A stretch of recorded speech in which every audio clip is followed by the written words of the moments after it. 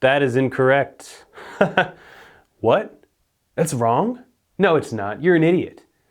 Am I talking to myself again? No, really, that's incorrect. If you listen to the studio recording, you'll hear off in the faint ether a G ringing out.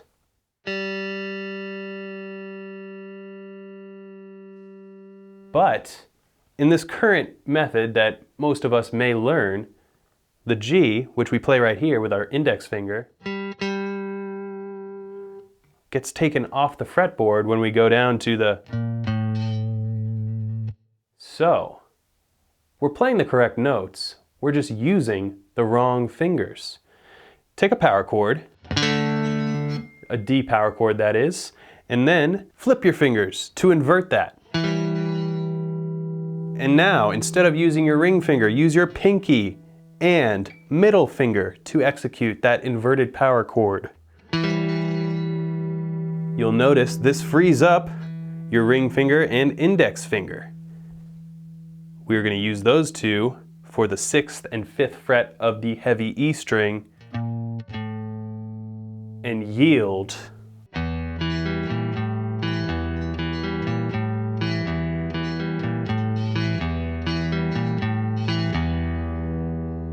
as you can hear, we have that G ringing out and are able to execute the B flat and A notes on that heavy E string respectively while that G is still ringing.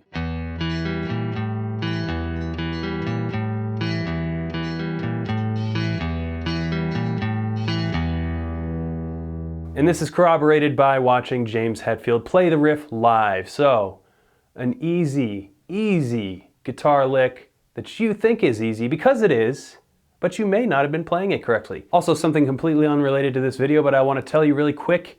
I've just revamped my entire guitar course selection. It is now all on one platform for cheaper than ever. The link is down in the description if you'd like to sign up for that. I call it Guitar Super System. You can learn everything from music theory to tips, tricks, licks, different techniques, songwriting, improvisation, sight reading, and beginners are also welcome. There's an entire beginner section, so check it out. Link down below. Steve Vai didn't tell me it was the best guitar learning platform in the universe, but he didn't not tell me that either. So make of that what you will. Moving on. Huzzah! We have Smells Like Teen Spirit by Nirvana. Again, maybe you used to play it like this.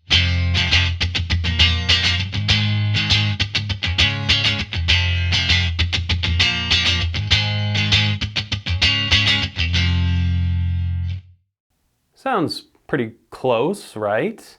Wrong! No, that is right. It does sound pretty close, but upon examination of the studio recording, we have a bit of a nuance. First of all, it sounds like he's attacking these first chords from the lighter strings up to the heavy strings. So instead of a downstroke, it actually sounds like, very subtle, yes, but it does make a bit of a difference. And also, in that intro, there's a bit of a stutter, and this has not been examined on any video on YouTube. I've looked through to see if anybody else picked up on this. There is a space, a rest, after the first chord Kurt plays. It doesn't just do the palm muting stuff throughout the intro. It does this. So, putting that together, now, here is another element of this riff.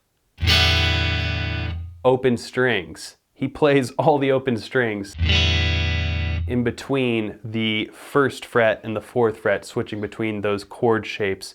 So putting this together so far, we have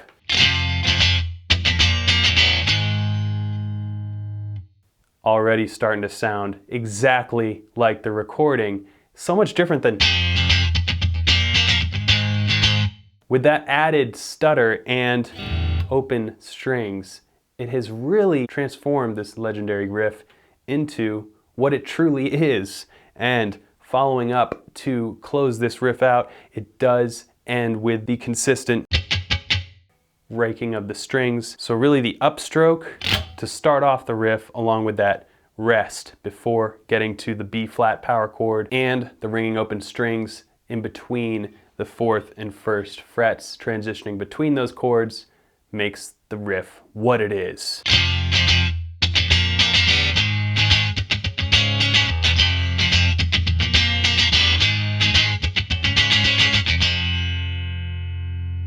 Now, moving on to the 3rd legendary lick you think is easy because it is, but you may be playing it wrong. Let's see if you can recognize it just by the 1st chords.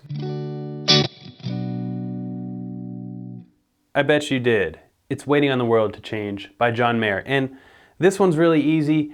I don't necessarily think you'd be playing it wrong because it's just bar chords.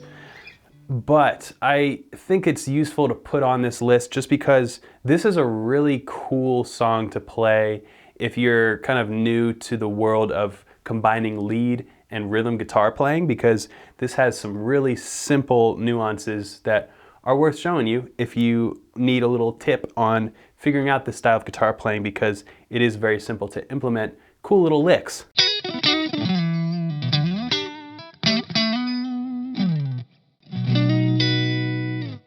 So the chords for this, just to get the rhythm down, if you've never tried to play it before, it is D major to B minor to G to D, A major, B minor, G. Very simple. So here is where the, I think, most useful element of this tune comes in. This little B minor pentatonic shape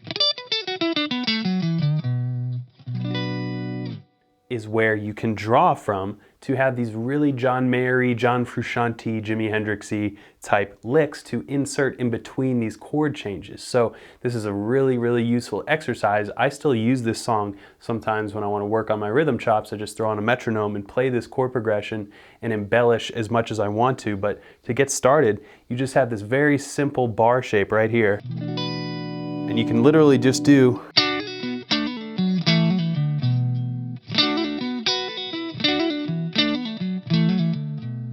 so the actual riff is something like this.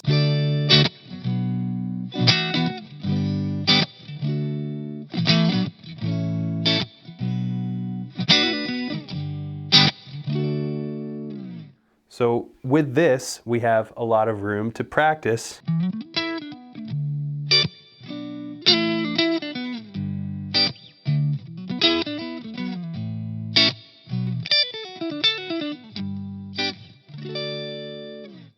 There's many different ways you can go with that progression, but I think it's a great way to sort of get from maybe basic soloing to combining rhythm and lead guitar playing. After all, that's kind of a staple of John Mayer, is his great rhythm guitar playing fused with some tasty little lead licks thrown in there. Again, a very simple, legendary, I would call it, at least in the pop realm.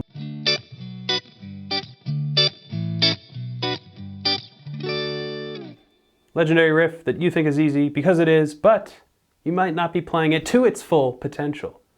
Moving on, it's a little lick called Sweet Home Alabama, and this is basically how I used to play it.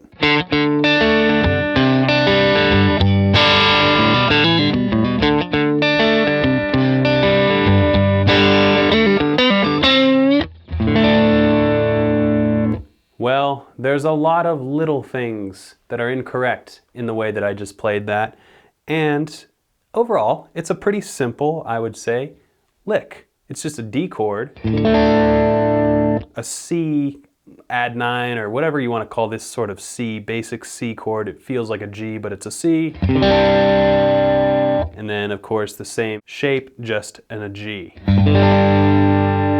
These open C and G chords. Really, really simple. Some of the most basic chord shapes that you can learn.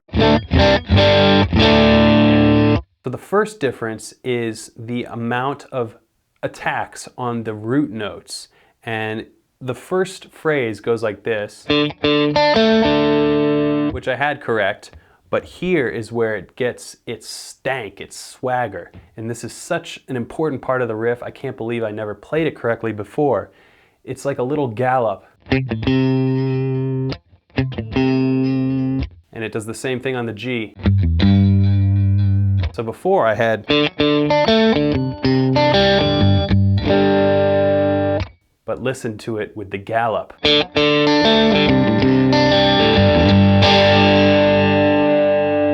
so much better. I guess that's why I was never in Lynyrd Skynyrd. But moving forward here, we have on top of the gallops, I played this little fill incorrectly as well. So this is like your introduction to the pentatonic scale. This is, at least mine, was like. So I was really familiar with the. This is probably a little bit beyond the easy realm, but still I would say this is a basic lick, maybe the first lick that you'll learn as a beginner. But again, this is wrong. It's the same exact rhythm that I'm playing, but these last two notes, instead of the pull-off being on the second fret of the A string, it's the second fret of the G string. So instead of this, it's.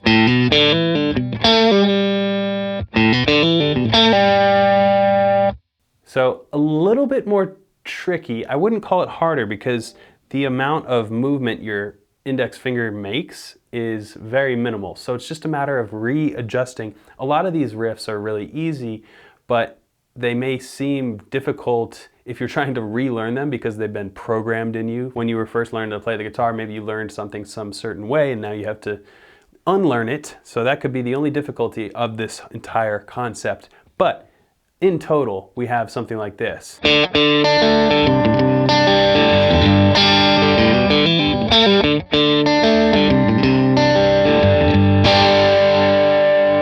And by the way, the ending fill, I also had a little bit wrong. The way I did it was, so I would insert that D open string in between each pull off on the G string, but in fact, it's just that D only happens after the fourth fret pull off. Put it all together and you have.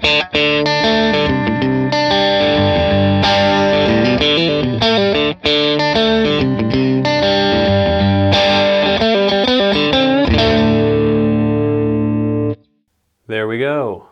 And now moving on to the final legendary lick that you think is easy because it is, but you might not be playing it correctly. Sunshine of Your Love by Cream. Here's how I used to play it.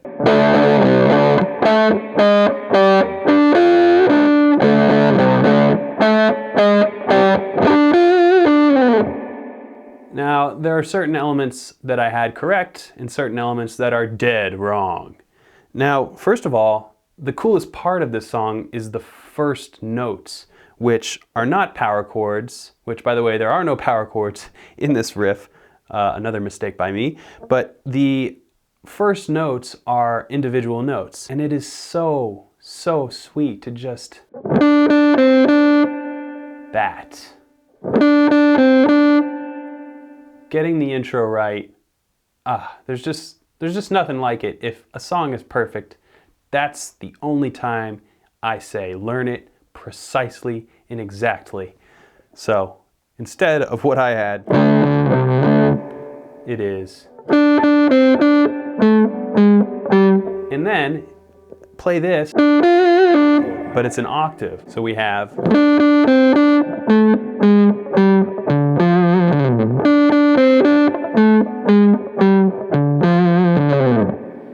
Now that we have that under our belts, we come to the thing that I had way off, which is the power chord approach. Now, it's almost a power chord. He has the two notes in a power chord, the root and the fifth, but we're also barring to get that flat 7 in the major third as well. So it's a bar chord without your pinky on it. So, with that in mind, we play the same rhythm. I had the rhythm right.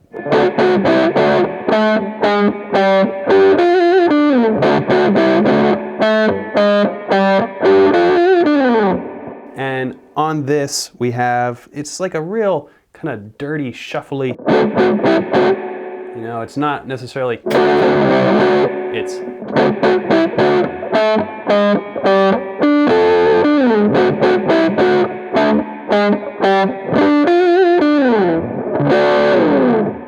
So, with all that said, you can take this little pentatonic thing and either get gnarly with it, or do it a little more subtly.